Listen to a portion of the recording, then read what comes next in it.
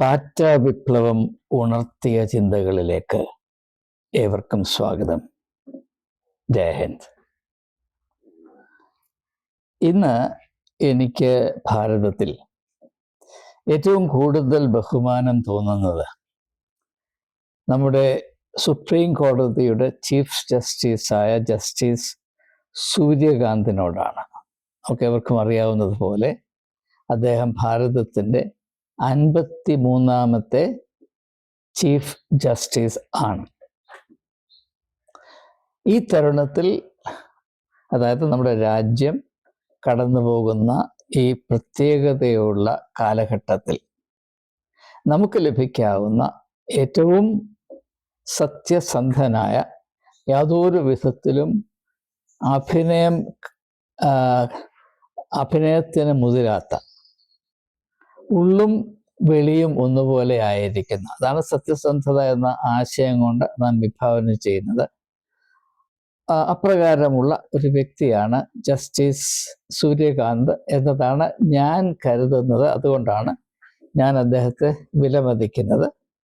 അതിൻ്റെ യുക്തി ഈ വീഡിയോയുടെ ഉള്ളടക്കം നിങ്ങൾ തുടർന്ന് കണ്ടാൽ കൂടുതൽ വ്യക്തമാകും എന്ന് മാത്രം ആമുഖമായി ഞാൻ സൂചിപ്പിക്കുകയാണ്. ഇന്ന് ഭാരതത്തിൽ യാഥാർത്ഥ്യബോധം ഏറ്റവും കൂടുതലായിട്ടുള്ളതും അറിയുന്ന സത്യം നിർഭയമായി വിളിച്ച് അറിയിക്കുവാൻ കൂട്ടാക്കുന്നതുമായ വ്യക്തികളുടെ ലിസ്റ്റ് എടുത്താൽ അതിലേറ്റവും മുൻപന്തിയിൽ നിൽക്കുന്നത് ജസ്റ്റിസ് സൂര്യകാന്ത് തന്നെ ആയിരിക്കും എന്നത് ഈ ഉള്ളവൻ്റെ അടിയുറച്ച വിശ്വാസമാണ്. ഞാൻ ഈ പറയുന്ന ആശയങ്ങളുടെ വെളിച്ചത്തിൽ നിങ്ങൾ ഇത് പരിഗണിച്ചാൽ ബഹുഭൂരിപക്ഷം ആളുകളും എൻ്റെ അഭിപ്രായത്തോട് യോജിക്കും എന്നാണ് എൻ്റെ പ്രതീക്ഷ. ഇനിയും അങ്ങനെ അല്ല എങ്കിൽ തന്നെയും എനിക്കതിനെപ്പറ്റി ഒരു പരിഭവവും ഇല്ല. അതുകൊണ്ട് ഭാരതത്തിലെ യുവതി യുവാക്കന്മാരെ പറ്റി ജസ്റ്റിസ് സൂര്യകാന്തിൻ്റെ കാഴ്ചപ്പാടിൽ കൂടെ എനിക്ക് ലഭിച്ച ചില അറിവുകൾ, ഉൾക്കാഴ്ചകൾ, യാഥാർത്ഥ്യബോധങ്ങൾ, ചിന്താശകലങ്ങൾ ഏറ്റവും ഹ്രസ്വമായും ഏറ്റവും കൃത്യമായും ഞാൻ നിങ്ങൾക്ക് ബോധ്യപ്പെടുത്തട്ടെ. നിങ്ങൾ ദയവായി ചെവി നൽകുകയും. അദ്ദേഹം ഏതാനും മാസങ്ങൾക്ക് മുൻപ്, എല്ലാവരും എപ്പോഴും വളരെ വ്യക്തമായി ഓർത്തിരിക്കുന്നത് പോലെ, ജോലിയില്ലാതെ അസ്വസ്ഥത കാണിച്ച് അവരുടെ അവകാശത്തിന് വേണ്ടി പൊരുതുകയും രാജ്യത്തിൻ്റെ ക്രമസമാധാന രീതിക്ക് തലവേദന ഉണ്ടാക്കുന്ന വിധത്തിൽ എന്ന് മാത്രവുമല്ല സർക്കാരിന് അസൗകര്യം വരുന്ന വിധത്തിൽ പ്രവർത്തിക്കുകയും ചെയ്യുന്ന യുവതി യുവാക്കന്മാർ പാറ്റകളാണെന്നും കോക്രോച്ചസ് ആണെന്നും അവരുടെ ഈ പ്രവർത്തന രീതികൾ ഒന്ന് ഒഴിവാക്കണം എന്നും അദ്ദേഹം വളരെ ശക്തമായി വിളിച്ചു പറഞ്ഞത് നമ്മുടെ അത്യുന്നത കോടതിയിൽ പശ്ചാത്തലത്തിലാണ്. അതുകൊണ്ട് തന്നെ അത് വളരെയധികം ശ്രദ്ധേയമാണ്. ജസ്റ്റിസ് സൂര്യകാന്ത് ഇങ്ങനെ പറയുന്നത് വരെ ആജീവനാന്തം, അതായത് 46 വർഷത്തോളം ഇതേ യുവതി യുവാക്കന്മാരെ സേവിച്ച ഒരു വ്യക്തി എന്ന നിലയിൽ, വിദ്യാഭ്യാസത്തിൻ്റെ മേഖലയിൽ സേവിച്ച ഒരു വ്യക്തി എന്ന നിലയിൽ, ഭാരതത്തിലെ യുവതി യുവാക്കന്മാർ പാറ്റകളാണ്, അവരെ പാറ്റകൾ പോലെ വേണം കരുതാൻ എന്ന ഒരു ചിന്ത ഒരിക്കൽ പോലും എൻ്റെ മനസ്സിൽ കൂടെ കടന്നുപോയില്ല. അത് എൻ്റെ യാഥാർത്ഥ്യബോധം എത്ര കുറവായിരുന്നു എന്നതിനെ സൂചിപ്പിക്കുന്നു. എന്നാൽ ജസ്റ്റിസ് സൂര്യകാന്ത് ഇങ്ങനെ ഒരു അഭിപ്രായം സുപ്രീം കോടതിയിൽ ഇരുന്നു കൊണ്ട് ന്യായത്തിൻ്റെ പീഠത്തിൽ, ദ സീറ്റ് ഓഫ് ജസ്റ്റിസ് ഇരുന്നുകൊണ്ട് പ്രഖ്യാപിച്ചപ്പോൾ ഞാൻ അതിനെപ്പറ്റി ചിന്തിച്ചു തുടങ്ങി. ചിന്തിക്കും തോറും ഇദ്ദേഹം പറഞ്ഞതാണല്ലോ സത്യം എന്ന് ബോധ്യപ്പെടുകയും ഞാൻ അത്ഭുതപ്പെട്ടു പോവുകയും, എൻ്റെ കണ്ണ് ഇപ്രകാരം തുറക്കാനായി അദ്ദേഹം നൽകിയ സംഭാവനയെ പറ്റിയുള്ള എൻ്റെ ബഹുമാനം ഓരോ ദിവസം കഴിയുന്തോറും വർദ്ധിച്ചുകൊണ്ടേയിരുന്നു എന്നതാണ് എനിക്ക് ഇപ്പോൾ വെളിപ്പെടുത്താനുള്ള സത്യം. ഇനി എങ്ങനെയാണ് ഒരു രാജ്യത്തിൻ്റെ യുവതീ-യുവാക്കന്മാർ പാറ്റകളാകുന്നത്? ഈ പാറ്റകൾ എന്ന് പറയാൻ കാര്യം എന്താണ് എന്ന് ഞാൻ അല്പം കഴിഞ്ഞിട്ട് സൂചിപ്പിക്കുന്നതായിരിക്കും. തൽക്കാലം നമ്മുടെ ശ്രദ്ധ കേന്ദ്രീകരിക്കേണ്ടത് എന്തുകൊണ്ടാണ് ഇത്രമാത്രം അറിവും പാണ്ഡിത്യവും വിവേകവും നിയമപരിജ്ഞാനവും ചുമതല ബോധവും ധൈര്യവും ഉള്ള ഒരു മഹത് വ്യക്തി എല്ലാ യാഥാർത്ഥ്യങ്ങളുടെയും ഉള്ളടക്കം അരച്ച് കുടിച്ച് അതിൻ്റെ അന്തസത്ത വളരെ കൃത്യമായി വെളിപ്പെടുത്തിയപ്പോൾ നമ്മുടെ യുവതീ-യുവാക്കന്മാർ പാറ്റകളാണ് എന്ന് പറയാനുള്ള യുക്തി എന്താണ് എന്നതാണ് ഞാൻ അന്വേഷിക്കുകയും അതിനെപ്പറ്റി എൻ്റെ മനസ്സിൽ തെളിഞ്ഞു വന്ന എളിയ ചിന്തകളാണ് ഞാൻ നിങ്ങളുമായി പങ്കിടാൻ ഇപ്പോൾ ശ്രമിക്കും. അപ്പോൾ എങ്ങനെയാണ് നമ്മുടെ യുവതീ-യുവാക്കന്മാർ പാറ്റകളാകുന്നത്?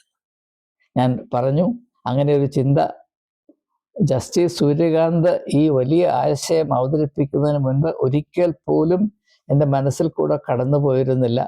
ഞാൻ എപ്പോഴും വിചാരിച്ചിരുന്നത് ഭാരതത്തിലെ യുവതീ-യുവാക്കന്മാർക്ക് സേവനം ചെയ്യുക എന്നത് എൻ്റെ ജീവിതത്തിലെ ഏറ്റവും പരിപാവനമായ കടമയും ഏറ്റവും വിലമതിക്കേണ്ട അനുഭൂതിയുമാണ് എന്നാണ് ഞാൻ കരുതിയിരുന്നത്. എന്നാൽ പെട്ടെന്ന് ജസ്റ്റിസ് സൂര്യകാന്തിൻ്റെ വെളിപ്പെടുത്തലിൽ കൂടെ ഞാൻ വെച്ചു പുലർത്തിയ മിഥ്യകൾ, തെറ്റിദ്ധാരണകളെ തിരുത്തുവാൻ ഏതാണ്ട് വഴിയൊരുക്കി എന്ന് ഈ തരുണത്തിൽ വളരെ നന്ദിയോടെ അദ്ദേഹത്തോടുള്ള ബഹുമാന പുരസ്സരം സൂചിപ്പിക്കാതിരിക്കാൻ വഴിയിൽ. അപ്പോൾ എങ്ങനെയാണ് യുവതീ-യുവാക്കന്മാർ പാറ്റകളാകുന്നത്? അതറിയാൻ നിങ്ങൾക്ക് താല്പര്യമുണ്ടാകുമെന്നാണ് ഞാൻ മനസ്സിലാക്കുന്നത്. ഇവിടെ നിങ്ങൾ അദ്ദേഹത്തിൻ്റെ പ്രസ്താവന ഒന്ന് പരിഗണിച്ചാൽ അതിൻ്റെ ആകെത്തുക, അതിൻ്റെ എഴുതപ്പെട്ട വാക്കുകളും അതിനിടയിലെ ഇടങ്ങളും എല്ലാം കൂട്ടിച്ചേർത്ത് വായിച്ചാൽ മനസ്സിലാകുന്നത് അദ്ദേഹത്തിൻ്റെ കാഴ്ചപ്പാടിൽ വിദ്യാഭ്യാസമല്ല ഏറ്റവും പ്രധാനപ്പെട്ട കാര്യം. പിന്നെന്താണ്? എംപ്ലോയ്മെൻ്റ് ആണ്. It is not education which is the primary thing, it is employment. ഇത് വളരെ ശ്രദ്ധിക്കണം. ഇതാണ് ഏറ്റവും ഭാരതത്തെ സംബന്ധിച്ചുള്ള ഏറ്റവും സത്യസന്ധമായ നിലപാട്. ഇതാണ് വിദ്യാഭ്യാസമല്ല, പിന്നെയോ ഉദ്യോഗ സാധ്യത, എംപ്ലോയ്മെന്റ് സാധ്യതയില്ലാതെ കുട്ടികൾക്ക് വിദ്യാഭ്യാസം കൊടുത്താൽ അതുകൊണ്ട് അവർക്ക് ഗുണമല്ല ദോഷമാണ് ഉണ്ടാകുന്നത് എന്നൊരു ചിന്താഗതി ഇതിലുണ്ട്. കാരണം യുവതീ-യുവാക്കന്മാർക്ക് ഉന്നത വിദ്യാഭ്യാസമില്ല എങ്കിൽ അവർക്ക് ജോലി കിട്ടുന്നില്ല എന്ന പരാതിക്ക് യാതൊരു അടിസ്ഥാനവും ഉണ്ടാകുകയില്ല. അവർക്ക് ഒരു വിധത്തിൽ ജോലി കൊടുക്കാൻ യാതൊരു മാർഗവുമില്ലാത്തൊരു സാഹചര്യത്തിൽ അവർക്ക് ഉന്നത വിദ്യാഭ്യാസം കൊടുക്കുന്നത് അവരുടെ ഉള്ളിൽ അസ്വസ്ഥത ജനിപ്പിക്കാൻ മാത്രം സഹായിക്കുന്നതാണ്.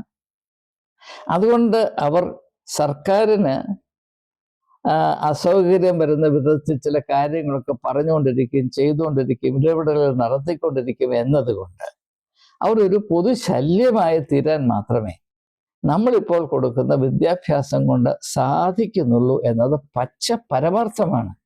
അത് അദ്ദേഹം പറഞ്ഞപ്പോഴാണ് അതിനെപ്പറ്റി എൻ്റെ മനസ്സിൻ്റെ കവാടങ്ങൾ തുറന്നത്. ഇത് അദ്ദേഹം മാത്രമല്ല പറഞ്ഞിട്ടുള്ളത്. നാം സത്യസന്ധമായി അല്പം ആത്മാർത്ഥതയോടെ കാര്യങ്ങളെപ്പറ്റി ഓർക്കുകയും ചിന്തിക്കുകയും ചെയ്താൽ നമ്മുടെ ഏവരുടെയും പ്രിയങ്കരനായിരുന്ന ഉമ്മൻചാണ്ടി കേരളത്തിൻ്റെ മുഖ്യമന്ത്രിയായിരുന്നപ്പോൾ നടത്തിയ ഒരു പ്രസ്താവന എൻ്റെ മനസ്സിൽ പച്ച പോലെ ഇരിപ്പുണ്ട്. അദ്ദേഹം പറഞ്ഞത്, കേരളം കാണിച്ച ഏറ്റവും വലിയ മണ്ടത്തരം ഇവിടെയുള്ള എല്ലാവർക്കും ഉന്നത വിദ്യാഭ്യാസം വേണം എന്ന് നമ്മൾ വിചാരിച്ചതാണ്. ഈ ഉന്നത വിദ്യാഭ്യാസം കൊടുത്തിട്ട് അവർക്ക് ജോലി കൊടുക്കാൻ നമുക്ക് കഴിയാത്തപ്പോൾ അതുകൊണ്ട് അവർക്കും നമുക്കും പ്രയോജനമില്ല, നമ്മുടെ തലവേദനയും അവരുടെ അസ്വസ്ഥതയും വർദ്ധിക്കുക മാത്രമേ ചെയ്യുന്നുള്ളൂ എന്ന് സത്യസന്ധമായി വിളിച്ചു പറഞ്ഞ ജസ്റ്റിസ് സൂര്യകാന്തിന് മുൻപ് ഈ ആശയം വെളിപ്പെടുത്തിയ മഹത് വ്യക്തിയാണ് ഉമ്മൻചാണ്ടി. പക്ഷെ അദ്ദേഹം നമ്മുടെ യുവാക്കന്മാർ പാറ്റകളാണെന്ന് പറഞ്ഞില്ല. കാരണം അദ്ദേഹം മനുഷ്യരെ സ്നേഹിക്കുന്ന ഒരു വ്യക്തി. അദ്ദേഹത്തിൻ്റെ ബലഹീനതയാണ് നമ്മുടെ ഇപ്പോഴത്തുള്ള പൊതുവായ കാഴ്ചപ്പാടിൽ, സംസ്കാരത്തിൽ മനുഷ്യനെ സഹോദരങ്ങളാൽ സ്നേഹിക്കുന്നൊരു വലിയ ബലഹീനതയാണ് അങ്ങനെയുള്ള വികാരങ്ങളൊക്കെ അങ്ങ് മാറ്റി വെച്ചിട്ട് വേണം ഈ പുതിയ ഭാരതത്തിൽ നിങ്ങൾ സ്ഥിതി ചെയ്യുവാൻ, പ്രവർത്തിക്കുവാൻ, സംസാരിക്കുവാൻ എന്നത് ഈ തരുണത്തിൽ, ഈ സംഭവത്തിൽ കൂടെ നാം തിരിച്ചറിയേണ്ട ഒരു യാഥാർത്ഥ്യമാണ്. അപ്പോൾ യുവതി യുവാക്കന്മാർ പാറ്റകളാകുന്നത് എങ്ങനെ? അപ്പൊ നമുക്ക് പല സാധ്യതകളൊന്ന് പരിശോധിക്കാം. നിങ്ങൾക്ക് ഞാൻ പറഞ്ഞതുപോലെ ആദ്യം നാം മനസ്സിൽ കുറിക്കേണ്ടത് ഏറ്റവും പ്രാഥമികമായ പ്രശ്നം, the primary issue is not education but employment. ഇത് മനസ്സിൽ കുറിച്ച് ഈ യാഥാർത്ഥ്യത്തിൻ്റെ, ഈ അവസ്ഥയുടെ, ഈ സന്ദർഭത്തിൻ്റെ സത്യം മനസ്സിലാക്കാൻ നമുക്ക് സാധ്യമാകുകയുള്ളൂ. അപ്പോൾ ഇതിൽ 3 സാധ്യതകളുണ്ട്. ഒന്ന്, ഒരു യുവതി, ഒരു യുവാവ് വിദ്യാഭ്യാസമുണ്ട്, പക്ഷേ വലിയ സമ്പത്തുള്ള കുടുംബത്തിൽ നിന്ന് വരുന്നു. നമ്മുടെ ഏതെങ്കിലും ഒരു വലിയ കോർപ്പറേറ്റ് ജയന്റ്, അദാനിയുടെ, അംബാനിയുടെ, അല്ലെങ്കിൽ ബിർളയുടെ, ടാറ്റയുടെ, അങ്ങനെ ഉള്ള വലിയ വലിയ കുബേര കുടുംബത്തിൽ നിന്ന് വിദ്യാഭ്യാസം പ്രാപിച്ച ഒരു യുവതിയോ യുവാവോ വരുന്നു. അവരവിടെ നിൽക്കുന്നു. അവരൊരിക്കലും പാറ്റയാണെന്ന് ആരും പറയും. കാരണം അവർക്ക് ജോലി കിട്ടിയോ ഇല്ലെന്നുള്ള അവർക്ക് പുല്ലാണ്. ജോലി കിട്ടിയാലും ഇല്ലെങ്കിലും അവർ ഭാരതത്തിൻ്റെ അഭിമാനമാണ്. ഒറ്റ കാരണം കൊണ്ട് അപ്പനും അമ്മയും ഇഷ്ടം പോലെ ഉണ്ടാക്കി വെച്ചിട്ടുണ്ട്. അതുകൊണ്ട് അവരൊരിക്കലും പാറ്റയാകത്തില്ല. വിദ്യാഭ്യാസമുണ്ട്, ജോലിയില്ല, ഒന്നും ചെയ്യുന്നില്ല, ചൊരുകുത്തിയിരിക്കുകയാണ്, അല്ലെങ്കിൽ സമ്പത്തുള്ളത് കൊണ്ട് മറ്റ് 100 പേരെ എംപ്ലോയ് ചെയ്ത് അവിടെ മാന്തിക്കൊണ്ടിരിക്കുകയാണ്. പക്ഷെ അവരൊരിക്കലും പാറ്റകളാകത്തില്ല. അപ്പോൾ വിദ്യാഭ്യാസമുണ്ട്, പണവുമുണ്ട് എങ്കിൽ അങ്ങനെയുള്ള യുവതി യുവാക്കന്മാർ പാറ്റകളാകുന്നില്ല. ഇത് ആദ്യത്തെ. രണ്ടാമത്തേത്, നിങ്ങൾക്ക് വിദ്യാഭ്യാസമുണ്ട്, ജോലിയും കിട്ടി. എന്തോ ഈ ലോട്ടറി അടിക്കുന്നത് പോലെ ജോലി കിട്ടി. ഇപ്പം 1000-ൽ ഒരാൾക്ക് ജോലി കിട്ടി. അങ്ങനെയുള്ള വ്യക്തി ഒരിക്കലും പാറ്റയാകുന്നില്ല, കോക്രോച്ച് ആകുന്നില്ല. അപ്പം ആദ്യം പറഞ്ഞ വിദ്യാഭ്യാസമുണ്ട്, പക്ഷേ ജോലിയില്ല, പക്ഷേ ഇഷ്ടംപോലെ പണമുണ്ട്, നിങ്ങൾ ഒരിക്കലും പാറ്റയല്ല. രണ്ടാമത് ഞാൻ പറയുന്നത്, നിങ്ങൾക്ക് വിദ്യാഭ്യാസമുണ്ട്, നിങ്ങൾക്ക് ജോലിയുണ്ട്, അപ്പനപ്പന്മാർ ചെയ്ത പുണ്യം കൊണ്ട് നിങ്ങൾക്കൊരു ജോലി കിട്ടി. അത് ഏത് ജോലിയും ആയിക്കൊള്ളട്ടെ, ലോവർ ഡിവിഷൻ ക്ലാർക്ക് ആയിക്കൊള്ളട്ടെ, ഒരു മാനേജ്മെന്റ് ഡിഗ്രി ഉള്ള വ്യക്തി, അല്ലെങ്കിൽ ഒരു എഞ്ചിനീയറിംഗ് ഡിഗ്രി ഉള്ള വ്യക്തി ഓഫീസിലെ ഒരു ക്ലാർക്കായിട്ട് ജോലി കിട്ടി, മതി. നിങ്ങൾ ഒരിക്കലും പാറ്റയാകുന്നില്ല. ആരാണ് പാറ്റയാകുന്നത്? വിദ്യാഭ്യാസം ഉണ്ടായിട്ടും, നന്നേ വിദ്യാഭ്യാസം പ്രാപിച്ചിട്ടും യാതൊരു തൊഴിലുമില്ലാതെ അസ്വസ്ഥരായി ഇങ്ങനെ സ്ഥിതി ചെയ്യുന്ന ആളുകളാണ് ഭാരതത്തിൻ്റെ പാറ്റകൾ എന്ന് അദ്ദേഹം പറയുമ്പോൾ എനിക്ക് അതിനോട് യോജിക്കാതിരിക്കാൻ ഒരു മാർഗവുമില്ല. ഇവിടെ നാം ഓർക്കേണ്ട ഒരു പ്രധാനപ്പെട്ട കാര്യമുണ്ട്. നമുക്കറിയാം, നമ്മുടെ ആരാധ്യനായ പ്രൈം മിനിസ്റ്റർ ഒരു 2-3 വർഷം മുമ്പ് വരെ ഡെമോഗ്രാഫിക് ഡിവിഡൻഡ് എന്നൊക്കെ പറഞ്ഞുകൊണ്ടിരുന്നു. എന്താണ്? ഭാരതത്തിലെ ജനസംഖ്യയുടെ ഏതാണ്ട് 50% 35 വയസ്സിൽ താഴെയുള്ള ആളുകളാണ്. ഇപ്പം ചൈനയെ അപേക്ഷിച്ച് നമ്മളെപ്പറ്റി ചിന്തിച്ചാൽ നമുക്ക് വലിയ ഒരു അഡ്വാൻറ്റേജ് ഉണ്ട്. എന്താണ്? ചൈനയുടെ ജനം, ദ പോപ്പുലേഷൻ ഓഫ് ചൈന, അവർ വയോധികരായിക്കൊണ്ടിരിക്കുകയാണ്. They are ageing. ഭാരതത്തിലോ നമ്മൾ കൂടുതൽ യുവത്വം പ്രാപിച്ചിരിക്കുകയാണ്. ആ യുവത്വമാണ് നമ്മുടെ പാറ്റത്വമായിട്ട് മാറിക്കൊണ്ടിരിക്കുന്നത്. അത് നമ്മുടെ മിടുക്കുകൊണ്ടാണ്. അപ്പോൾ ഡെമോഗ്രാഫിക് ഡിവിഡൻഡ് എന്ന് അദ്ദേഹം പറഞ്ഞുകൊണ്ടിരുന്നു. ലോകത്തിലേക്കും കൂടുതൽ ഡെമോഗ്രാഫിക് ഡിവിഡൻഡ് നമുക്കാണ്. പക്ഷെ ഇപ്പോൾ അദ്ദേഹം ആ വാക്ക് 100% മറന്നു പോയിരിക്കുകയാണ്. മൻ കി ബാത്തിൽ പോലും ഡെമോഗ്രാഫിക് ഡിവിഡൻഡ് എന്ന വാക്ക് അദ്ദേഹം ഉപയോഗിച്ച് ഞാൻ കേട്ടിട്ടില്ല. കാരണം അദ്ദേഹത്തിന് ഒരു കാര്യം മനസ്സിലായി. ഡെമോഗ്രാഫിക് ഡിവിഡൻഡ് എന്ന് പറഞ്ഞാൽ ഒരു രാജ്യത്ത് 100 കോടി യുവാക്കന്മാരുണ്ട് എന്നതുകൊണ്ട് അത് ഡെമോഗ്രാഫിക് ഡിവിഡൻഡ് ആകത്തില്ല. ഡിവിഡൻഡ് എന്ന വാക്കിൻ്റെ അർത്ഥം, നിങ്ങൾ ഏതെങ്കിലും മുതൽ കടയിലുണ്ടെങ്കിൽ അത് പ്രയോഗിച്ച് അതുകൊണ്ട് എന്തെങ്കിലും നേടുന്ന അവസ്ഥയാണ് ഡിവിഡൻഡ് എന്ന വാക്കുകൊണ്ട് ഉദ്ദേശിക്കുന്നത്. അതറിയാൻ മേലാത്ത ആരുമില്ല. ഇപ്പം നിങ്ങളുടെ പക്ഷത്ത് 70 ലക്ഷം യുവതി യുവാക്കന്മാരുണ്ട്. അവരെ കൊണ്ട് നിങ്ങൾക്ക് എന്ത് ചെയ്യണമെന്ന് അറിയാതെ അവർ ഭാരമാണെന്ന് ചിന്തിച്ചിരിക്കുമ്പോൾ അതെങ്ങനെയാണ് ഡെമോഗ്രാഫിക് ഡിവിഡൻ്റ് ആകുന്നത്? അവർ ഡെമോഗ്രാഫിക് പാറ്റകളാകാനേ സാധ്യതയുള്ളൂ എന്നതാണ് ജസ്റ്റിസ് സൂര്യകാന്തിൻ്റെ ആർക്കും ഒരു വിധത്തിലും വിയോജിക്കാൻ കഴിയാത്ത ഏറ്റവും സത്യസന്ധമായ അഭിപ്രായം. ഞാൻ അതിനോട് യോജിക്കുന്നു. അത് ശരിയാണ്. സത്യസന്ധമായി പറഞ്ഞാൽ ഭാരതത്തിൽ ഡെമോഗ്രാഫിക് ഡിവിഡൻ്റ് അല്ല, ഡെമോഗ്രാഫിക് പാറ്റകളാണുള്ളത് എന്നതാണ് നമ്മുടെ അവസ്ഥ. കാരണം എന്താണ്? നമ്മുടെ യുവതി യുവാക്കന്മാർക്ക് വളരെ കഴിവുണ്ട്. പക്ഷെ അവരുടെ കഴിവുകളെ വേണ്ടതുപോലെ പ്രയോജനപ്പെടുത്തി ഭാരതത്തിൻ്റെ വികസനത്തിന് വേണ്ടി ഉപയോഗിക്കാനുള്ളൊരു ക്രമീകരണം സൃഷ്ടിക്കുന്നതിൽ നമ്മുടെ ഭരണകർത്താക്കന്മാർ, രാഷ്ട്രീയ നേതാക്കന്മാർ ഭാരതത്തെ അകായികമായി പ്രേമിക്കുന്ന, കുടുംബത്തെ പോലും ഉപേക്ഷിച്ച് ഭാരതത്തെ പ്രേമിക്കുന്ന മഹാരഥന്മാർക്ക് അമ്പയെ പരാജയം സംഭവിച്ചിരിക്കുന്നത് കൊണ്ട് ഡെമോഗ്രാഫിക് ഡിവിഡൻ്റ് അല്ല, ഡെമോഗ്രാഫിക് പാറ്റകളാണ് നമുക്കുള്ളത് എന്ന ഒരു യാഥാർത്ഥ്യം ആദ്യമായി സധൈര്യം വിളിച്ചു പറഞ്ഞ വ്യക്തിയാണ് ജസ്റ്റിസ് സൂര്യകാന്ത്. അതുകൊണ്ടാണ് ഞാൻ അദ്ദേഹത്തെ ബഹുമാനിക്കുന്നത്. അതിനെപ്പറ്റി നിങ്ങൾക്ക് വിയോജിപ്പുണ്ടെങ്കിൽ അറിയിക്കാൻ, വിയോജിപ്പുണ്ടാകാൻ യാതൊരു മാർഗവുമില്ല. ഇനിയും പാറ്റ എന്ന ആശയത്തെ ചരിത്രത്തിൽ കൂടെ അല്പം ഒന്ന് തിരിച്ചറിയേണ്ട ഒരു ആവശ്യം എവിടെയുണ്ട്. നിങ്ങൾ 1994 ഒന്ന് മടങ്ങിപ്പോകുമെങ്കിൽ നമുക്ക് എല്ലാവർക്കും നന്നേ ഓർമ്മയുള്ളൊരു കാലഘട്ടമാണ്. ഏപ്രിൽ മുതൽ ജൂലൈ വരെ 1994 സംഭവിച്ച ഒരു വലിയ നരസംഹാരം, ജനോസൈഡ് ഉണ്ട്. അതിൻ്റെ പേര് റുവാണ്ടൻ ജനോസൈഡ് എന്നാണ്. റുവാണ്ടയിൽ ലക്ഷക്കണക്കിന് ടുട്സികളെ ഹുട്ടു എന്ന് പറയുന്ന വർഗം, അവിടുത്തെ രണ്ട് പ്രധാനപ്പെട്ട വർഗമാണ് ഹുട്ടു ആൻഡ് ടുട്സി. അതിൽ ഹുട്ടൂസാണ് ഭൂരിപക്ഷം. ന്യൂനപക്ഷമായിരുന്ന ടുട്സികളെ നിർദാക്ഷിണ്യം കൊന്നൊടുക്കിയ, അവിടെ രക്തം കൊണ്ട് റുവാണ്ട നനഞ്ഞ ഒരു സന്ദർഭമാണ്. എന്നാൽ അപ്രകാരം സഹോദരീ സഹോദരന്മാരെ വർത്തിച്ച, അങ്ങോട്ടും ഇങ്ങോട്ടും എല്ലാവിധത്തിലും സഹകരിച്ചുകൊണ്ടിരുന്ന രണ്ട് ആഫ്രിക്കൻ വർഗങ്ങൾ, ഹുട്ടൂസും ടുട്സികളും, പെട്ടെന്ന്, അത്ര പെട്ടെന്നല്ല എങ്കിലും പെട്ടെന്ന്, താരതമ്യേന പെട്ടെന്ന്, ഈ 1994 വലിയ കൂട്ടക്കൊലയ്ക്ക് ഇറങ്ങിപ്പുറപ്പെട്ടത് എങ്ങനെയാണ്? അതിൻ്റെ പേരാണ് പ്രോപ്പഗാൻഡ.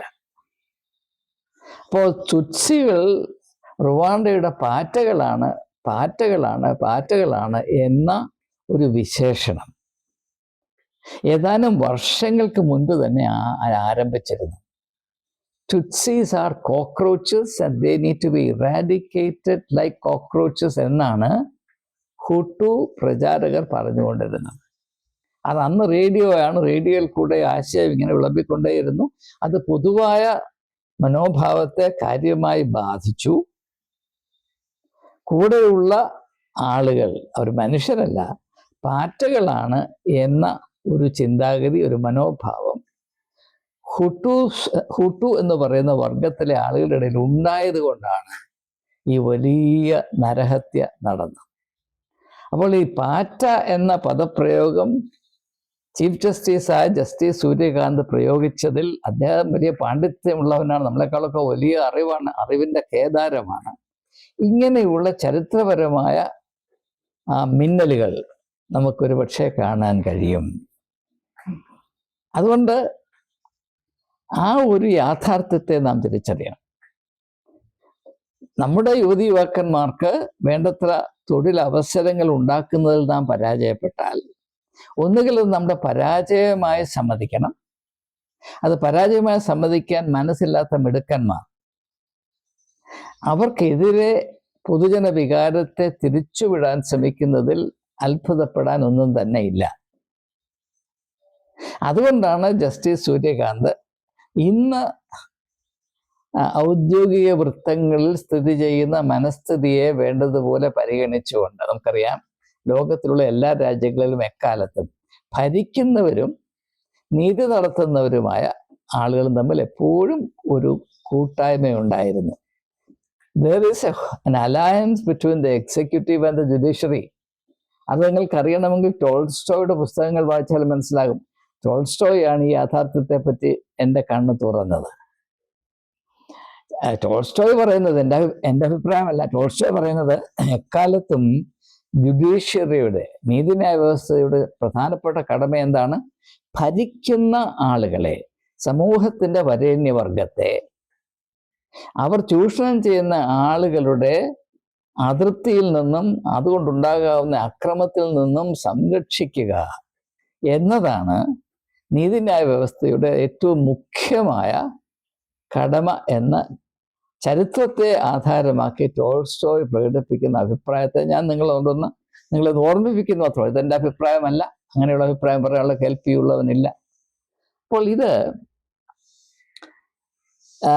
ഈ യുവതീവാക്കന്മാർ പാറ്റകളാണ്, അല്ലെങ്കിൽ പാറ്റകളെ പോലെയാണ് എന്ന് പറയുമ്പോൾ അത് പുറകിൽ ഒരു വലിയ ചരിത്രമുണ്ട്, ഒരു വലിയ ബുദ്ധിയുണ്ട്, ജ്ഞാനമുണ്ട് എന്ന് മാത്രവുമല്ല, അതിൻ്റെ പിറകിൽ ഒരു പങ്കാളിത്തം കൂടെയുണ്ട്. എക്സിക്യൂട്ടീവ് ജുഡീഷ്യറിയും ഒന്നുപോലെ ചിന്തിക്കുമ്പോൾ വരുന്ന ഒരു വലിയ തിരിച്ചറിവാണ് വിദ്യാഭ്യാസം പ്രാപിച്ചിട്ടും ജോലിക്ക് അവസരം ലഭിക്കാതെ ഇങ്ങനെ ചൊറുകുത്തി നടക്കുന്ന യുവതീവാക്കന്മാർ ഭാരതത്തിൻ്റെ പാറ്റകളാണ് എന്ന ഈ തിരിച്ചറിവ്. അത് കുറച്ചുകൂടെ വ്യക്തമാകത്തക്ക വിധത്തിലാണ് ഈ കഴിഞ്ഞ ദിവസം ഡൽഹിയിൽ യുവതീവാക്കന്മാർക്കെതിരെ അക്രമം നടന്ന ശേഷം, പോലീസ് ബ്രൂട്ടാലിറ്റി നടന്ന ശേഷം, പബ്ലിക് ഇൻട്രസ്റ്റ് ലിറ്റിഗേഷൻ കൊണ്ട് സുപ്രീം കോടതിയിൽ ചെന്ന ആളുകളോട് ആരാധ്യനായ ജസ്റ്റിസ് സൂര്യകാന്ത്, നമ്മുടെ 53ാമത്തെ ചീഫ് ജസ്റ്റിസ്, പറഞ്ഞത് എന്താണ്? ഇങ്ങനെയുള്ള കാര്യങ്ങളൊന്നും പരിഹരിക്കാൻ ഞങ്ങളുടെ സമയമില്ല, വീഡിയോ കാണാനൊന്നും ഞങ്ങൾക്ക് സമയമില്ല, ഇതും കൊണ്ട് ഇങ്ങോട്ട് വരണ്ട. കാരണം പാറ്റകളുടെ പ്രശ്നത്തിന് വേണ്ടി സമയം കളയാൻ സുപ്രീം കോടതിയിൽ നിങ്ങൾ പോവുക എന്ന് പറഞ്ഞാൽ അതിനപ്പുറം ഒരു അഹങ്കാരം, ധിക്കാരം നിങ്ങൾ കാണിക്കരുത്. അവർക്ക് എന്തെങ്കിലും വിലയുണ്ടെങ്കിൽ നമുക്ക് മനസ്സിലാകാം. ഇപ്പൊ യോഗേന്ദ്ര യാദവ് പറയുന്നത് പോലീസിന്റെ ആ അക്രമം കൊണ്ട് 1000-ൽ പരം യുവതീവാക്കന്മാർക്ക് പരിക്കേറ്റു. ഇതെൻ്റെ അഭിപ്രായമല്ല, യോഗേന്ദ്ര യാദവ് ഒരു ഇന്റർവ്യൂവിൽ പറഞ്ഞ കാര്യമാണ് ഞാൻ ഈ പറയുന്നത്. അവരിൽ ഏതാനും ആളുകൾ മാത്രമേ സർക്കാരിൻ്റെ ആശുപത്രിയിൽ ചികിത്സയ്ക്കായി അഭയം പ്രാപിച്ചുള്ളൂ, ബാക്കിയുള്ളവർ പ്രാണരക്ഷാർത്ഥം അവിടുന്ന് ഓടി രക്ഷപ്പെട്ടു എന്നാണ് അദ്ദേഹം പറഞ്ഞത്. എനിക്കറിയില്ല, അതിൻ്റെ വസ്തുതാപരമായ കാര്യം എനിക്കറിയില്ല. ഞാൻ അദ്ദേഹം പറഞ്ഞ കാര്യം ഒന്ന് സൂചിപ്പിക്കുന്നു, അത്രമാത്രം. അപ്പോൾ അങ്ങനെ ഇതൊന്നും വേണ്ട, നിങ്ങൾ അല്പം ഒന്ന് ആലോചിച്ച് നോക്കൂ. എൻ്റെ 2 മക്കളും ഡോക്ടേഴ്സാണ്. അവർ ഈ മെഡിക്കൽ കോഴ്സിൽ ചെന്ന് പെട്ടാനായി പെട്ട പാട് എനിക്കറിയാം. എന്നാൽ സാധാരണ നമ്മുടെ ഇടയിലെ അവസ്ഥ എന്താണെന്ന് ചോദിച്ചാൽ, ഏതെങ്കിലും ഒരു കുട്ടിക്ക്, ആണായിക്കോട്ടെ പെണ്ണായിക്കൊള്ളട്ടെ, മെഡിസിൻ പഠിക്കാൻ താല്പര്യമുണ്ടെങ്കിൽ 8ാം ക്ലാസ് മുതൽ കോച്ചിങ് തുടങ്ങും. മെഡിക്കൽ കോച്ചിങ്ങിൻ്റെ ഫീസ് എത്ര നിങ്ങൾക്കറിയാം? 4 വർഷം അങ്ങനെ എടുക്കാൻ വയ്യാത്ത സാമ്പത്തിക ഭാരം പേറി പ്രത്യേകമായ കോച്ചിങ് പഠിച്ച്, കോച്ചിങ്ങിൽ കൂടെ പോയി കുത്തുവാള എടുത്തിട്ടാണ് പിന്നെ ഈ നീറ്റ് പരീക്ഷ എഴുതുന്നത്. അതിൻ്റേതായ തത്രപ്പാട്. അപ്പോൾ എത്ര ലക്ഷം രൂപ ചെലവാക്കിയിട്ടാണ് ഒരു കുട്ടി നീറ്റ് പരീക്ഷ എഴുതുന്നത്? അത് രൂപ പോട്ടെ, ക്ലേശം ക്ലേശം ക്ലേശം. നമ്മുടെ കുഞ്ഞുങ്ങൾ സഹിക്കുന്ന യാതന, നരകതുല്യമായ യാതന. അവർ രാത്രിയിൽ ഉറങ്ങാറില്ല, അവർക്ക് ബാല്യമില്ല, അവർ എടുക്കാൻ വയ്യാത്ത ഭാരം പേറി നടു ഒടിഞ്ഞിരിക്കുകയാണ്. അതുകൊണ്ടാണ് നീറ്റ് പരീക്ഷയിൽ ഈ കുരങ്ങുകളി നടത്തിയപ്പോൾ 20-ൽ പരം യുവതീവാക്കന്മാർ ആത്മഹത്യ ചെയ്തത്. അതൊന്നും ഒരു കാര്യമില്ലെന്നാണ് സുപ്രീം കോടതി, പ്രത്യേകിച്ച് ജസ്റ്റിസ് സൂര്യകാന്ത് പറയുന്നത്. ഇതേ സുപ്രീം കോടതിയാണ് ബീഹാറിൽ 27 ലക്ഷം വോട്ടർമാർക്ക് വോട്ടവകാശം നിഷേധിച്ചപ്പോൾ അടുത്ത തവണ അവർക്ക് വോട്ട് ചെയ്യാമല്ലോ എന്ന് പറഞ്ഞു. അപ്പം അങ്ങനെയുള്ളവരും പാറ്റകളാണ് എന്നൊരു ധാരണയാണ്. അപ്പം ഞാൻ എന്തുകൊണ്ട് ജസ്റ്റിസ് സൂര്യകാന്തിനോട് എനിക്ക് കടമയുണ്ടോ എന്ന് പറഞ്ഞാൽ, നാം ഇപ്പോഴായിരിക്കുന്ന സാഹചര്യത്തിൻ്റെ സത്യസന്ധമായ കാഴ്ചപ്പാട് എന്താണ്? ഭാരതത്തിൻ്റെ ഡെമോഗ്രാഫിക് ഡിവിഡൻഡിനെ പറ്റി വാദോരാതെ സംസാരിച്ചുകൊണ്ടിരുന്ന നരേന്ദ്രമോദി ഇപ്പോൾ മിണ്ടുന്നില്ല. അതുകൊണ്ട് ആ യുവതീവാക്കന്മാരെ പറ്റിയുള്ള യഥാർത്ഥത്തിലുള്ള മനോഭാവം എന്താണെന്ന് ജസ്റ്റിസ് സൂര്യകാന്താണ് വാസ്തവത്തിൽ വെളിപ്പെടുത്തിയത്. അങ്ങനെയുള്ളവർ പാറ്റകൾ പോലെയാണ്, അതാണ് സത്യം. അങ്ങനെ പാറ്റകൾക്ക് തെരുവീതിയിൽ ചവിട്ട് കിട്ടുമ്പോൾ അതുകൊണ്ട് സുപ്രീം കോടതിയിൽ പോയാൽ ഞങ്ങളത് പരിഗണിക്കില്ല എന്ന് പറയുന്നത് സത്യസന്ധമായ നിലപാടാണ്. അതിനെപ്പറ്റി വിമർശനാത്മകമായ പലരും പറഞ്ഞു. ഞാൻ അദ്ദേഹത്തെ ബഹുമാനിക്കുന്നു. കാരണം അദ്ദേഹം ഉള്ള കാര്യം പറഞ്ഞു. കോടതി നിങ്ങൾക്ക് വേണ്ടിയുള്ളതല്ല, കോടതിക്ക് വേറെ ജോലിയുണ്ട്. നിങ്ങൾ അവിടെ എവിടെയും പോയി പോലീസിന്റെ ചവിട്ട് കൊണ്ടോണം. നിങ്ങളെ ചവിട്ടുക എന്നത് പോലീസിന്റെ ധർമ്മമാണ്.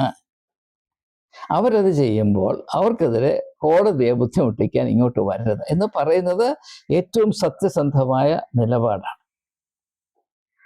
വാസ്തവത്തിൽ ഈ പാറ്റകളെ എന്ത് ചെയ്യണം? നമുക്കറിയാം, കർഷകരാണെങ്കിൽ അവർ ആത്മഹത്യ ചെയ്യും. ഭാരതത്തിൽ ഒരു വർഷം ആയിരക്കണക്കിന് കർഷകർ ആത്മഹത്യ ചെയ്യുന്നുണ്ട്. അപ്പൊ കർഷകരിൽ നിന്ന് ഇതാ യുവതി യുവാക്കന്മാർ പാഠം പഠിച്ചിരിക്കുന്നു. അവരും ആത്മഹത്യ ചെയ്തു തുടങ്ങിയിരിക്കുന്നു. ഇതാണ് ഈ സംഭവത്തിൻ്റെ എൻ്റെ കാഴ്ചപ്പാടിലെ ഏറ്റവും ശ്രദ്ധേയമായ ഒരു വശം.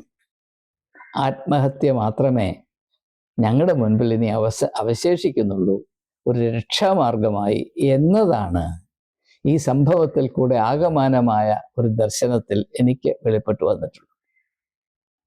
ഇതിൻ്റെയൊക്കെ ആകമാനമായ സത്യസന്ധത ഏറ്റവും വ്യക്തമായി വെളിപ്പെടുത്തിയ ഏക വ്യക്തി ജസ്റ്റിസ് സൂര്യകാന്താണ്. ഭാരതത്തിൻ്റെ 53ാമത്തെ ചീഫ് ജസ്റ്റിസ് ആണ്. അതുകൊണ്ടാണ് അദ്ദേഹത്തിൻ്റെ പ്രസ്താവനകൾ ഞാൻ ശ്രദ്ധിക്കുന്നത്, അതിനെപ്പറ്റി കൂലങ്കഷമായി ചിന്തിക്കുന്നത്. അങ്ങനെ ചിന്തിക്കുന്നതിൽ കൂടെ എൻ്റെ മനസ്സിൽ തെളിഞ്ഞു വന്ന ചില ചിന്തകളാണ് ഞാൻ നിങ്ങളുമായി പങ്കിട്ടത്. ഇതിനെപ്പറ്റിയുള്ള നിങ്ങളുടെ അഭിപ്രായം അറിയുവാൻ താല്പര്യമുണ്ട്. നമുക്ക് ഏതെങ്കിലും ചരിത്രപ്രധാനമായ സംഭവം ഉടലെടുത്ത് വരുമ്പോൾ ആരോഗ്യവും ശരീരത്തിന് ശക്തിയും ഉണ്ടെങ്കിൽ അതിൽ പോയി പങ്കെടുക്കും. ഇപ്പം എൻ്റെ അവസ്ഥ അതല്ല. എനിക്ക് ആകെപ്പാടെ നിർവഹിക്കാവുന്ന കടമ അതിനെപ്പറ്റി സത്യസന്ധമായി ചിന്തിക്കുവാൻ, അതിൻ്റെ പൊരുളൊന്ന് അഴിച്ചു നോക്കുവാൻ, അതുമൂലം ദൃശ്യമാകുന്ന അനുഭവവേദ്യമാകുന്ന കാര്യങ്ങൾ മറ്റുള്ളവരുമായി പങ്കിടുവാൻ. അത് മാത്രമേ ഇപ്പോൾ എന്നെ കൊണ്ട് സാധിക്കുന്നു.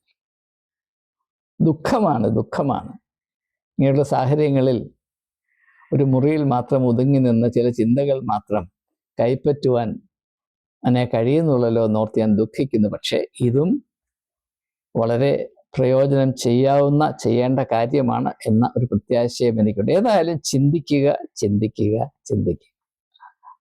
ഞാൻ വീണ്ടും പറയുന്നു, ഭാരതത്തിൻ്റെ ഇന്നത്തെ ഏറ്റവും പ്രധാനപ്പെട്ട പ്രശ്നം, ഏറ്റവും പ്രാഥമികമായ പ്രശ്നം, പ്രൈമറി ഇഷ്യൂ വിദ്യാഭ്യാസമല്ല, തൊഴിലവസരമാണ്, എംപ്ലോയ്മെൻ്റാണ്. എംപ്ലോയ്മെൻ്റ് ശരിയാകാതെ പ്രത്യേകിച്ച് ഉന്നത വിദ്യാഭ്യാസം മെച്ചപ്പെടുമെന്നോ ഭാരതത്തിലെ യുവതി യുവാക്കന്മാരുടെ മാനവിക ശേഷിയുടെ വികസനത്തിന് സർക്കാർ വേണ്ട വിധത്തിലുള്ള ഊന്നൽ കൊടുക്കുമെന്നോ ആരും പ്രതീക്ഷിക്കരുത്.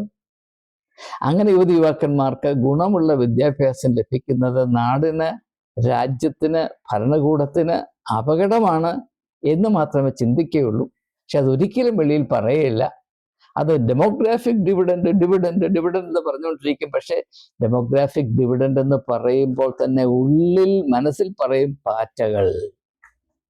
പക്ഷെ അത് മനസ്സിലല്ല, വെളിയിലും വിളിച്ചു പറയാനായി ഭാരതത്തിൽ ഒറ്റ വ്യക്തിക്ക് മാത്രമേ നട്ടലുണ്ടായിരുന്നു. അദ്ദേഹത്തിൻ്റെ പേരാണ് Justice Suryakant, the Chief Justice of India.